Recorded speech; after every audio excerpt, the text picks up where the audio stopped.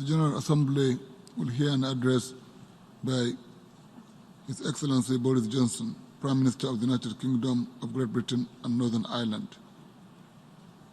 May I request protocol to escort His Excellency.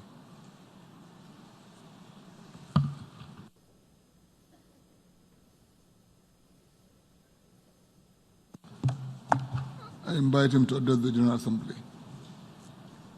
Thank you. Mr. President, Your Excellencies, ladies and gentlemen,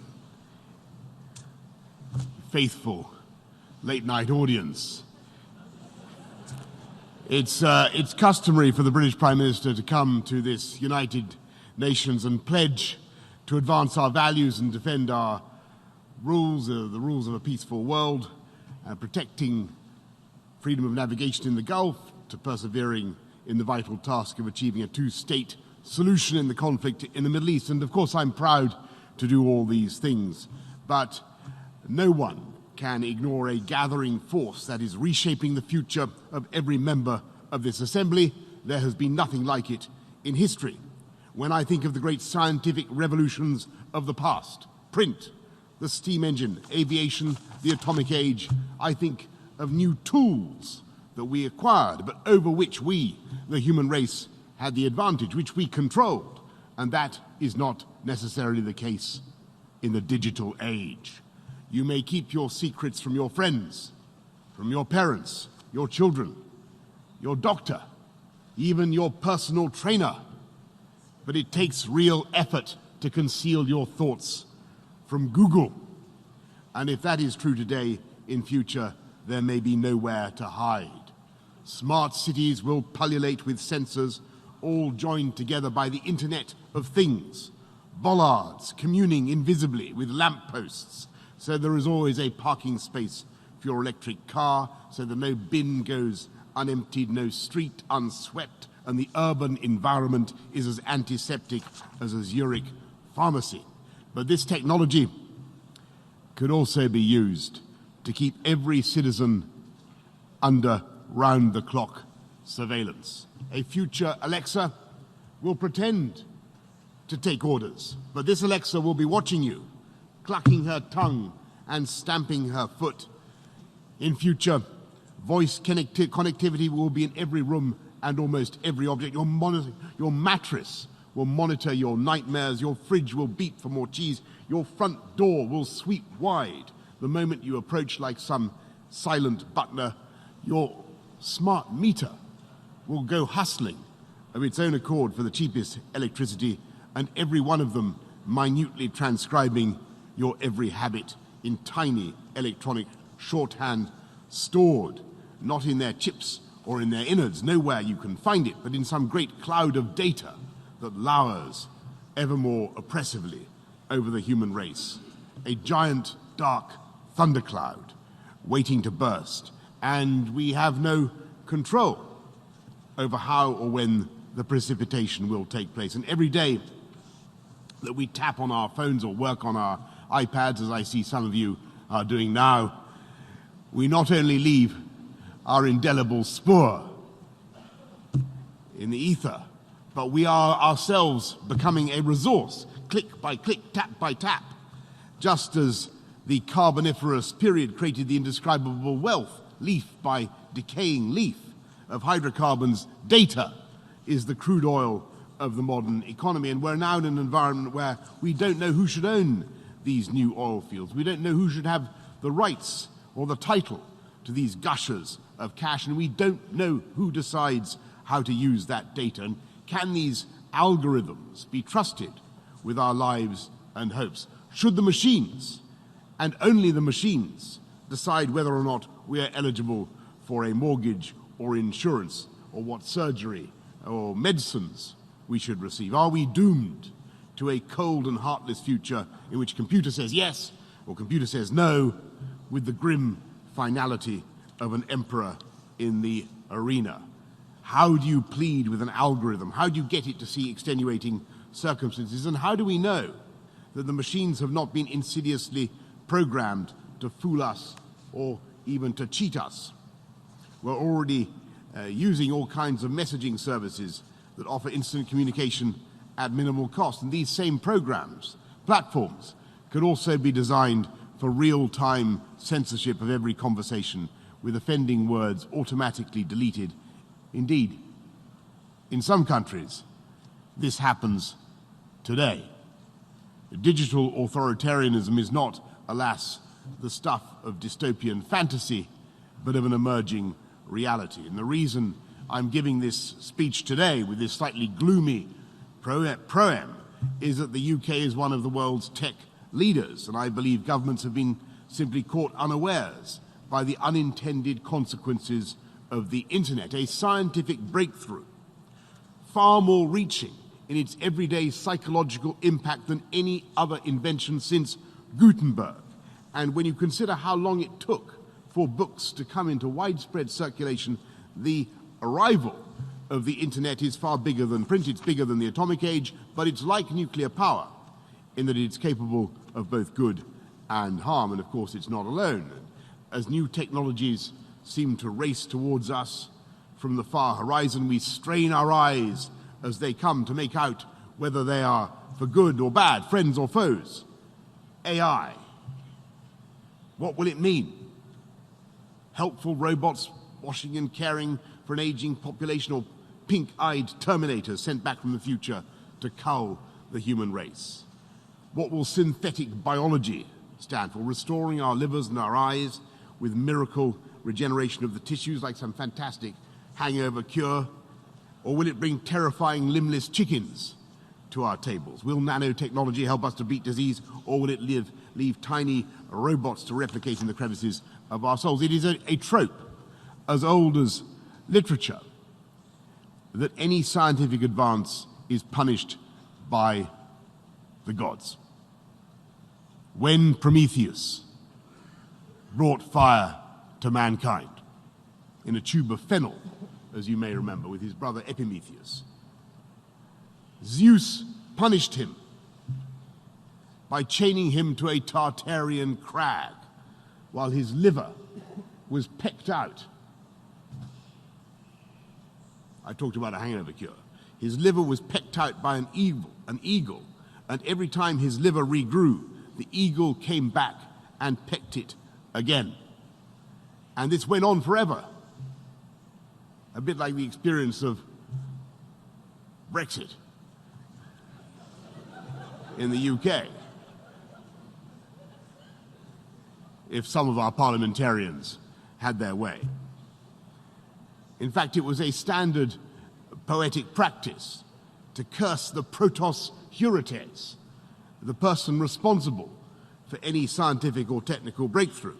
If only they had never invented the ship, then Jason would never have sailed to Colchis, and all sorts of disasters would never have happened. And it's a deep human instinct to be wary of any kind of technical progress. In 1829, they thought that the human frame would not withstand the speeds attained by Stephenson's rocket. And there are today people who are still actually anti-science.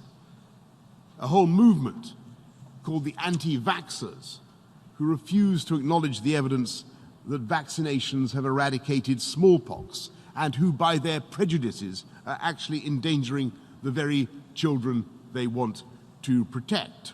And I totally reject this anti-scientific pessimism. I'm profoundly optimistic about the ability of new technology to serve as a liberator and to remake the world wondrously and benignly. Indeed, in countless respects, technology is already doing just that. Nanotechnology, I mentioned earlier, revolutionizing medicine by designing robots a fraction of the size of a red blood cell, capable of swimming through our bodies, dispensing medicine and attacking malignant cells like some Star Wars armada. Neural interface technology is producing a new generation of cochlear implants, allowing the gift of hearing to people who would otherwise not be able to hear the voices of their own children. A London technology company has worked out how to help the blind to navigate more freely with nothing more than an app on their smartphones. New technologies produced in Britain, helping the deaf to hear and the blind to see. And we used to think that printing was something that you did to run off a boarding card. Now a British company has used 3D printing to make an engine capable of blasting a rocket in space. In African countries, millions of people without bank accounts can now transfer money using a simple app. They can buy solar energy and leap in one transaction from no electricity to green power. And new advances are making renewable energy ever cheaper, aiding our common struggle against climate change. Our understanding of the natural world is being transformed by genome sequencing, the discovery of the very essence of life itself, the secret genetic code that animates the spirit of every living being and allows medical breakthroughs the like of which we have never known, treatments tailored to the precise genetic makeup of the individual. So far, we have discovered the secrets of less than 0.3% of complex life on the planet. Think what we will achieve when, and it is a matter of when, we understand 1 or 2%, let alone 5 or 10%. But how we design the emerging technologies behind these breakthroughs and what values inform their design will shape the future of humanity. And that is my point to you tonight, my friends, excellencies. At stake is whether we bequeath an Orwellian world designed for censorship and repression and control, or a world of emancipation, debate and learning, where technology threatens famine and disease, but not our freedoms. 7 decades ago, this General Assembly adopted the Universal Declaration of Human Rights with no dissenting voices, uniting humanity for the first and perhaps the only time behind one set of principles. And our declaration, our joint declaration, upholds freedom of opinion and expression, the privacy of home and correspondence, and the right to seek and impart information and ideas. Unless we ensure that new technology reflects this spirit, I fear that our declaration will mean nothing and no longer hold. So the mission of the United Kingdom and all who share our values must be to ensure that emerging technologies are designed from the outset for freedom, openness and pluralism, with the right safeguards in place to protect our peoples. Month by month, vital decisions are being taken in academic committees, company boardrooms, and industry standards groups. They are writing the rule books of the future, making ethical judgments, choosing what will or will not be rendered possible. Together, we need to ensure that new advances reflect our values by design.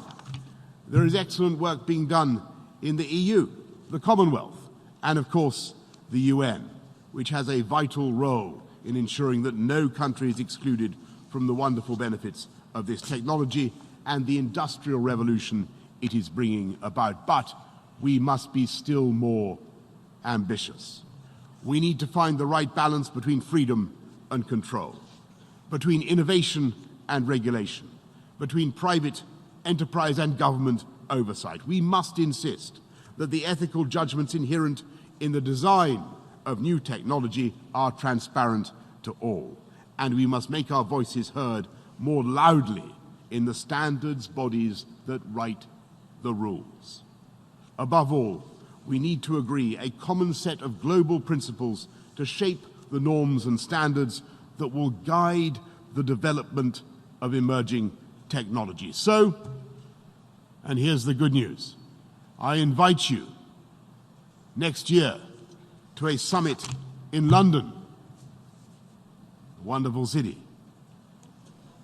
where, by the way, it is not raining 94% of the time, and where at one stage when I was Mayor of London, or shortly before, we discovered that we had more Michelin-starred restaurants even than Paris. The French somehow rapidly recovered by a process that I wasn't quite sure was entirely fair.